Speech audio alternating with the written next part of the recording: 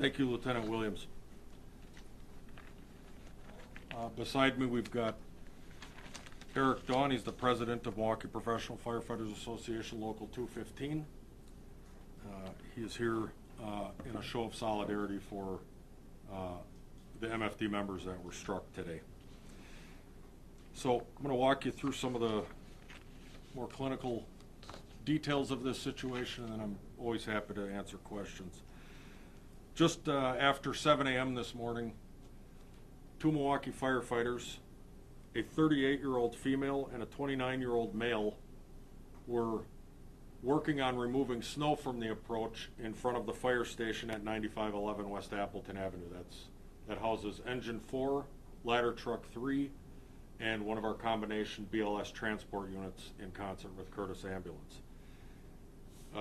This is a responsibility that we take extremely seriously, because if we can't get out of our overhead doors with our vehicles, we can't respond. So you'll oftentimes find firefighters, because there is nobody else who does it, removing all the snow from in front of their own stations so that they can have a ready response. You'll see this at all hours of the day and night, depending when these storms come through.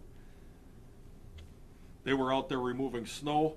A vehicle traveling eastbound on Appleton Avenue left the roadway, crossed over the sidewalk and over the front lawn in front of the non-apparatus floor portion of the station, and struck both members who were working in the middle upper portion of that concrete approach, striking them both and subsequently spinning and hitting the building with their vehicle. They were immediately attended to by members of that fire station who were present when it happened, or in the building at least when it happened. Two paramedic units and a battalion chief were immediately requested to assist. Both members were transported to Freighter Hospital, where they received absolutely expert care from the folks out there. Thank goodness their injuries are not life-threatening and are not serious. I want to point out that it is dumb luck and the grace of God that we're not dealing with a fatality or a critical injury here today.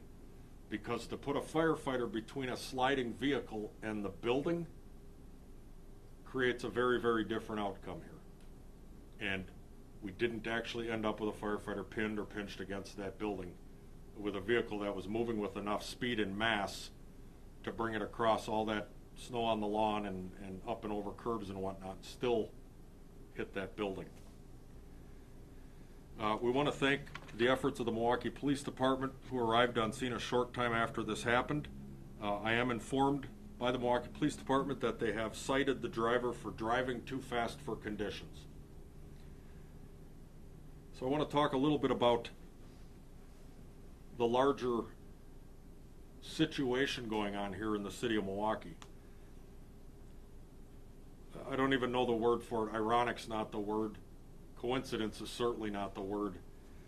This is the second member of this fire station to be hospitalized in a car accident in about 2 weeks. One of our other members, a 29-year-old female, off duty on the 16th of January, struck in a very serious two-vehicle accident at 92nd and Grand Tosa, hospitalized, put in the ICU for a short time, and having some pretty serious injuries to recover from. This is a probationary firefighter with less than 5 months on the job. Same exact engine house, same shift, just getting ready to go off duty. They're out there helping clear snow, and now we've got a vehicle that's traveling so fast, control is lost, and they strike two of my firefighters on the approach. Same engine company, same shift. I don't even know the statistical odds for that. In any case, these members are resting comfortably at home at this point. They've been released from Freighter. They are in our thoughts and prayers. I want to get a bit into some of the other stuff going on, because I want you to appreciate one thing, that your firefighters and your paramedics on the daily are laying it out for the citizens of the city of Milwaukee. Just year to date, we have responded nearly 50 times for reports of buildings on fire. It's the 24th of January. Do the math. 50 times. Of those, we worked at 32. And when I say worked, I mean we laid hose lines, we were pushing fire, we were rescuing people down ladders in some cases, putting people up on roofs. 32 times. Of those 32, 8 required additional resources, in many cases, many additional resources. This is against a backdrop of violent crime that you are all witness to, up to and including the absolutely horrific events from yesterday. Our firefighters are just jamming all of these calls in together.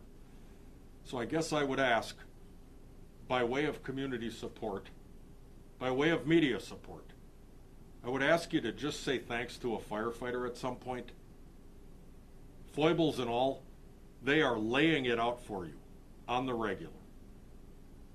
And it is at a pace we have not seen ever in this city.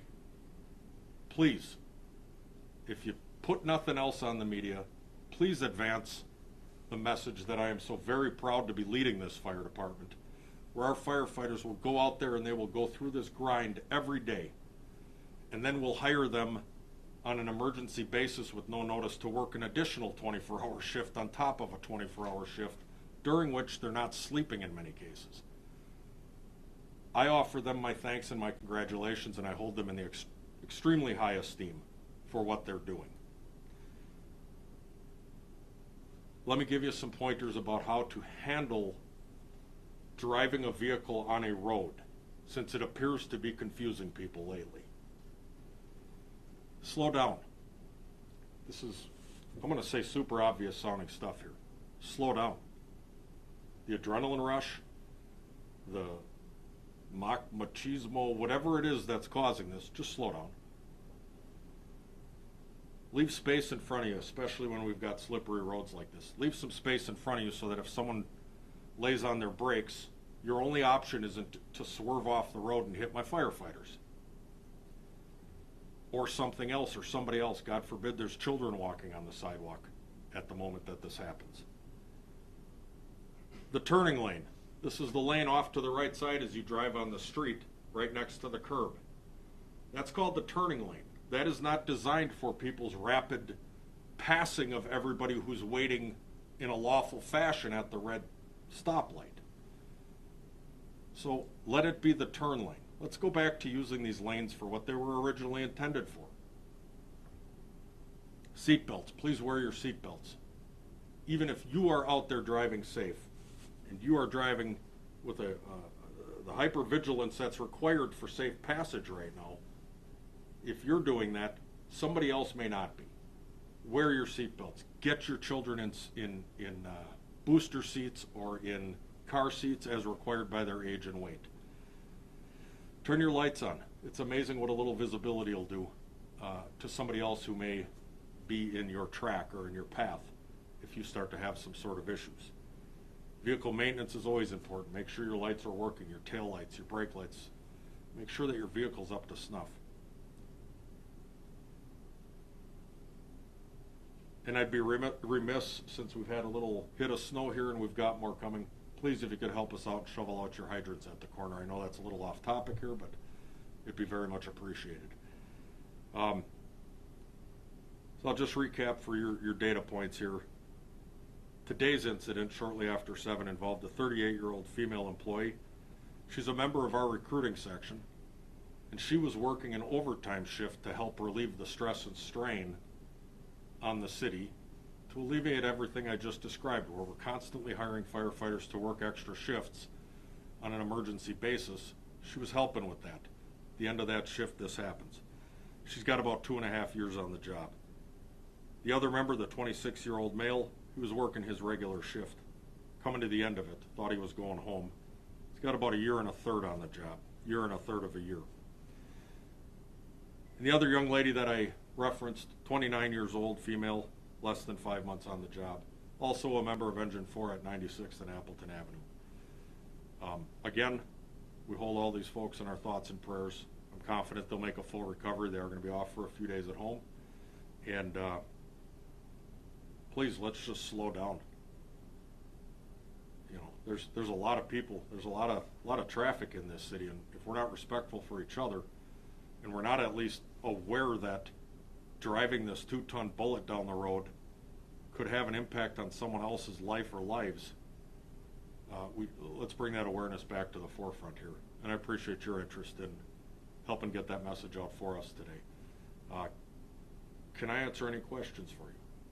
Was the, obviously, you know, lives are the most important, but what was the damage to the actual building? It was relatively minor. It's a masonry brick structure, so the majority of the damage was, it appeared to be the body and some of the cowlings in the rear of the vehicle.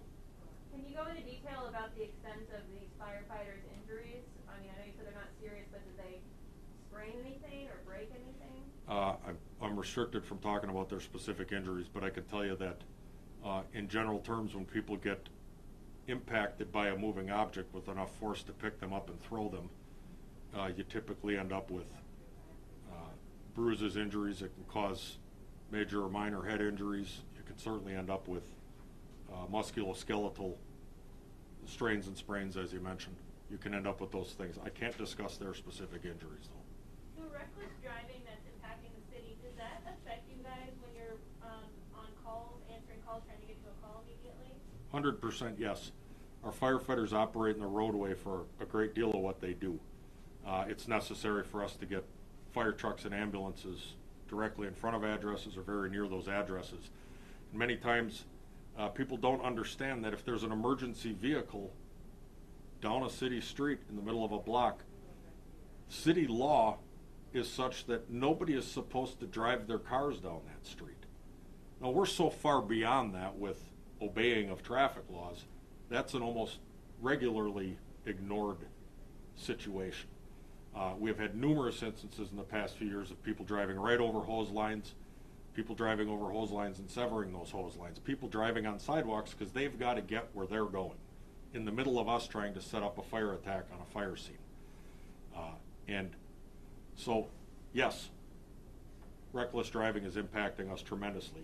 We've had people have to jump out of the way. This isn't the first time a firefighter's been struck by a vehicle. This is the first time this year. And so we just thought it best, we've got a long winter here ahead of us by all accounts. We thought it best to get this message out right now. Thank you for the question. Have you talked to the firefighters, and if you have, how are they feeling? I have not personally been able to talk to them yet. Do you know if the driver is facing any charges at all? I just know that they were cited for driving too fast for conditions. I don't know what the follow-on from that is.